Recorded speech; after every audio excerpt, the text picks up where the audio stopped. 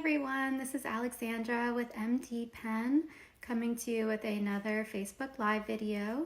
I am sticking to my last topic, which was hair restoration, and that will be, my next few videos will all be on hair restoration. Today I'm going to be talking about setting up for treatment. So I will be showing my tray, basically everything that I'll be using, and I'm going to talk about how the setup may differ with male patients versus female patients based on the supplies that you might want to choose, and who is a good candidate for microneedling for hair loss. So let's go ahead and get started. One thing I'll tell you is your client can come to you with dry or damp hair when they come to their treatment for hair restoration. Hopefully you've already gone over their post-care. You will have them sign a consent prior to the treatment, so same consent form that we've gone over. There's a few things that are going to be different post-procedure, which I'll be doing another video on, but since today is about beginning the treatment, do let them know that they will not be washing or shampooing their hair for at least 24 hours, and hopefully they'll be using our MDPen shampoo. So definitely clarify that at the beginning of the treatment. I'll show you our products again at the end of the video for hair mist and hair shampoo. So do your consent, do your post-care, and then what you're going to go ahead and do is take photos. Now, before you take the photos, what you can do probably on a man is just go ahead and take the photos. With men, like I said in the last video, typically their hair loss is going to come in the form of a receding hairline, but they may have patches as well. With females, there's usually a little bit more to do with the setup as far as before you take pictures. And I think I'm just going to use myself because, as you guys know, my mannequin has no hair. Try not to make a mess of my hair, but basically, let's say I had some heavy thinning here. Two things that you'll want on your tray for a female. I try to keep bobby pin size clips as well as larger size clips. And you have a couple options. So let's say I have a big old patch right here. You can get that in there. And what you can even do is take some Vaseline or Aquaphor or some other emollient if you don't want to use clips, or you can do it with the clips and actually part it this way to hold it back. And this can be a photo right here. So same thing in the back of the scalp if there's patches. We talked about alopecia areata, where it may come in the form of circular patches. Definitely get all those with your photos beforehand. So obviously it's going to be very different. They're not going to be against a screen, so you want to kind of have them looking down to the side. Another thing I'll tell you before treatment or even at the time of a consult, a patient may come in, let's say their hair looks like mine and they're a female, but they have it up and you're like, wow, this girl has a lot of hair. Well, you know, why is she here? We actually had this happen at a workshop, and everyone was kind of questioning her wanting treatment. And as soon as she took her hair down, sure enough, she had alopecia areata and she had patches all over, but it was just the way that she was wearing her hair up. So you want to be definitely sensitive to your client when you're treating for hair loss, and don't judge someone just because you may look at them and see firsthand. And even someone that does have thick hair, maybe they're just experiencing early thinning, or just hair loss. I'm in my 30s now, so I've noticed I've lost some hair. So definitely don't judge just because someone does come to you with what you would consider a head of thick hair. So we'll go back into numbing. So with females, like I was saying, definitely part all those hairlines. Females can also get receding hairlines, so you can take your numbing, put it all across here, get all those patches, use your clips if you need to. You don't need to cleanse or use alcohol prior to putting on the numbing, but definitely part it in every area that you need to. Once you've got those parts, take your photos. Once you've got your numbing on, if you want to, it doesn't always stick very well, but you can do the cling wrap over your numbing. So we've talked about that. You've got your numbing on your tray, you've got your Vaseline or Aquaphor, you've got your hair clips, applicator if you need it, alcohol for when you go to remove your numbing. You can use cleanser as well to take off the numbing like you would on the face and then go over it with the alcohol. 4x4s, gloves,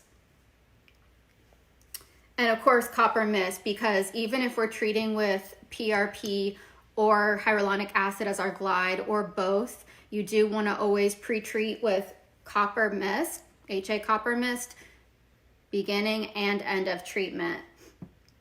And then your HA, just because you may not want to use all your PRP as a glide, and you may be also saving it as well for your PA, nurse practitioner, MD, to be injecting it at the time of treatment.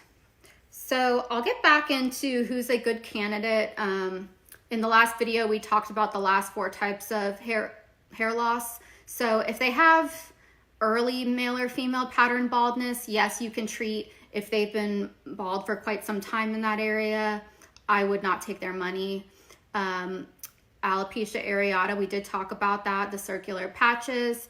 Anagen effluvium, you want to wait until they've completed, let's say if they're having cancer treatment or they're on some toxic drugs, chemicals, wait until those are out of their system, then you can definitely go ahead and treat, get the okay from their physician. Telogen effluvium definitely can help them. At the time of them losing hair, which is typically 2 to 3 months after the onset, you can go ahead and start treating with the microneedling. But they will want to target, if they haven't already, what caused that telogen effluvium. So if it is a medication, they need to start talking to their primary care doctor, whoever prescribed it, and try to get a hold of that. If it was a stressful issue or rapid weight loss, we know that that's over, so they can just go right into their series of microneedling treatments. I'll go back over the tray. Cleanser, alcohol, clips if it's long hair, bobby pins, Vaseline, Aquaphor, 4x4s. Your PRP setup, definitely try to make your tray. Microneedling isn't always completely sterile. I would say with hair loss and PRP, that's when you want to be a little bit pretty much as sterile as you can be with the treatment. So not quite as lax if you're dealing with the PRP. And again, even with facial microneedling, even though you're using PRP, you can definitely still use our human-derived growth factor gel. I like to do this at the end of the treatment. It just adds a little bit more hydration. It doesn't dry as quickly. Let your client know they're not going to have, they're going to have a lot of stuff in their hair when they leave, and that's okay. But they, like I said, they won't be able to cleanse it till the next day. I'll go ahead and open it up now for questions. Hopefully you guys have some. I tried to go over some common things that I can be asked about hair loss microneedling. Hi, Rachel. I love your hair too. She's an esthetician. She has gorgeous, thick, blonde hair. Any questions, guys? Anything you've experienced with microneedling hair? Typically with microneedling, at least in offices where I've worked, I usually apply the numbing. I do the microneedling treatment. The scalp is still pretty numb, and then in my case, the nurse practitioner who's trained on PRP would go in and inject after I've already completed the microneedling treatment. So if that's something that you're wondering, typically that's the order that I would do it in.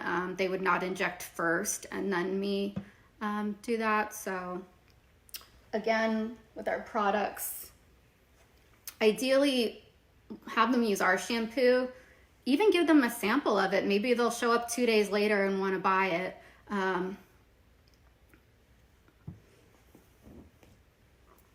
Mist can start as well. Wait a day or two. Okay, so there's the question. No, I don't inject PRP. I microneedle as the esthetician, and then nurse practitioner, PA, or MD would inject after the microneedling treatment is done. We use separate exam rooms. If we were using the same exam room, the provider as well as myself could be in basically doing both at the same time, but it wouldn't necessarily make sense for me to go over an area that's just been injected. Also, it's going to be a little bit more sore and tender after the injection. So typically microneedle first, then go in and do the PRP injections. So hope that helps. That would be the order. Any other questions, guys? If there's anything you've done that you think is helpful, definitely let me know. Always trying different things with these treatments. If you haven't already bought our shampoo and mist, definitely go to mdpen.co, CO like company.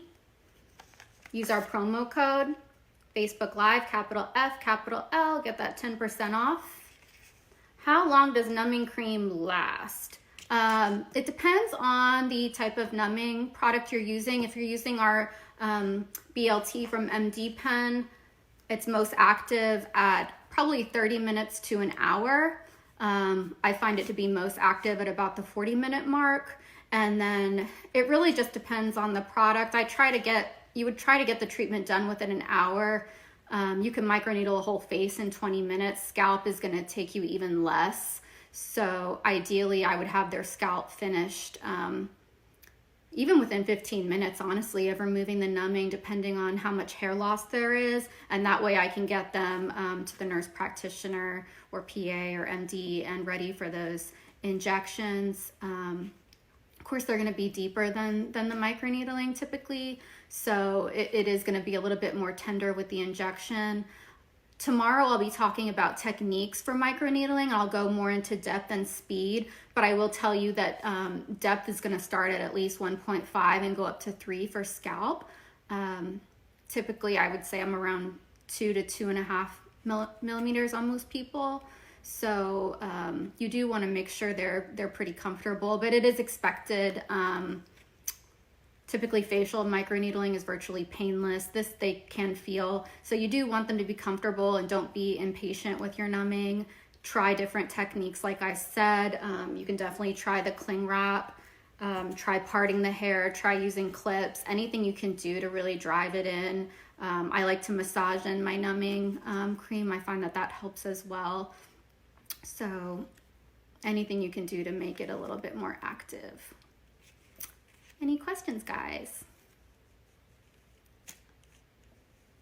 Today's topic was setting up for treatment for microneedling of the scalp. And tomorrow I'll be talking about techniques for hair loss. So I hope you guys will tune in tomorrow. That'll be at 3 o'clock. And if you do come up with any questions later, you can always come back to this video and type it in the comments, and we will try to get back to you as soon as we can. Thanks, guys, and I'll see you tomorrow. Bye.